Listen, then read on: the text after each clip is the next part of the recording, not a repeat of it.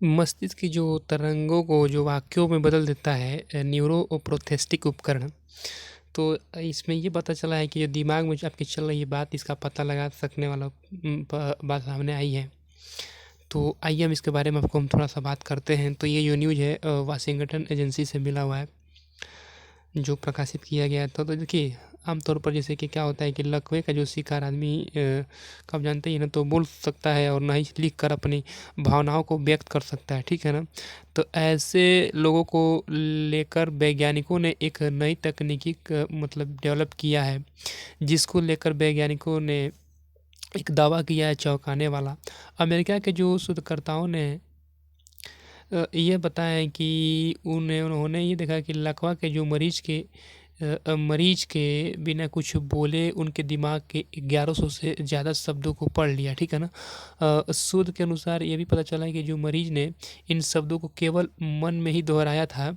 शोधकर्ताओं ने बताया कि यह सब एक न्यूरोप्रोस्थेटिक उपकरण की मदद से सब संभव हुआ है, ठीक है ना।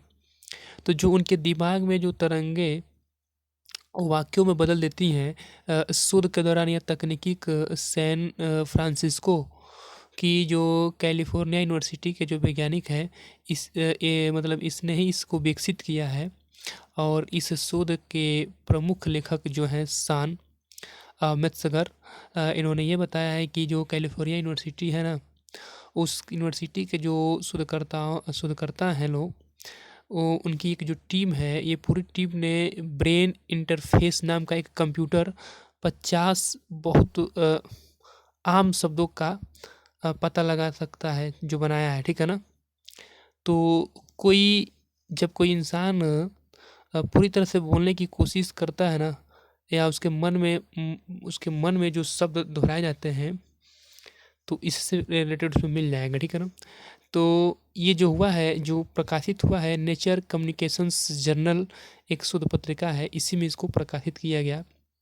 तो नेचर कम्युनिकेशन जर्नल में जो प्रकाशित शोध के अनुसार वैज्ञानिकों ने अब तक अंग्रेजी वर्णमाला के 26 अक्षरों को पकड़ पाने में सफलता हुई है। और मेत्सगर ने ये भी बताया है कि जो अगर मरीज कैट बोलने की कोशिश कर रहा है, तो वह कहेगा Charlie alpha tango. Spelling interface language modelling का इस्तेमाल कर रियल टाइम में डाटा जुटाती है और संभावित जो शब्द या फिर गलतियों का पता लगाती है। तो शोधकर्ताओं ने बताया कि वे 1150 से ज़्यादा शब्दों को डिकोड करने में जो सफल हुए हैं, जो अंग्रेजी के वाक्यों में इस्तेमाल होने वाले 85% शब्द हैं। तो दुनिया भर में स्ट्रोक, दुर्घटनाएं और बीमारियों की बात करें तो हर साल हज़ारों लोग मतलब कि उनके बोलने की क्षमता की जो क्या होती है, इसके कारण ये छीन ली जाती है। तो इन उपकरण से ऐसे लोगों के लिए जो होगा काफ़ी कारगर साबित हो सकता है, ठीक है ना। तो दूसरी बात की जो 1150 शब्दों को नई तकनीकी के माध्यम से क्या किया जा रहा है, वैज्ञानिकों ने आसानी से पढ़ लेने के लिए कोडिंग किया है। और 9000 से ज़्यादा शब्दों को शब्दकोश भविष्य में बनाने की बात चल रही है। और 29 कैरेक्टर हर मिनट में डिकोड करने के लिए, और उसमें मात्र 6% गलती होगी, ऐसा बताया जा रहा है।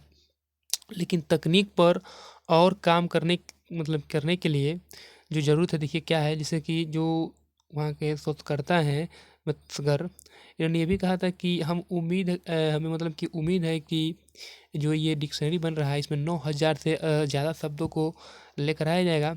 लेकिन इन्होंने ये भी कहा था कि जो शब्द डिकोड किए गए हैं, यह वास्तव में शब्दों की वही संख्या है जो आमतौर पर प्रयोग की जाती है ना।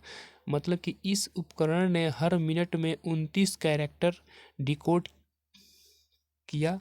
इसमें जो गलती हो रहा था 6% थी। हालांकि अभी तक इस तकनीकी पर और काम करने की भी बहुत ज़रूरत है, उन्होंने भी कहा है।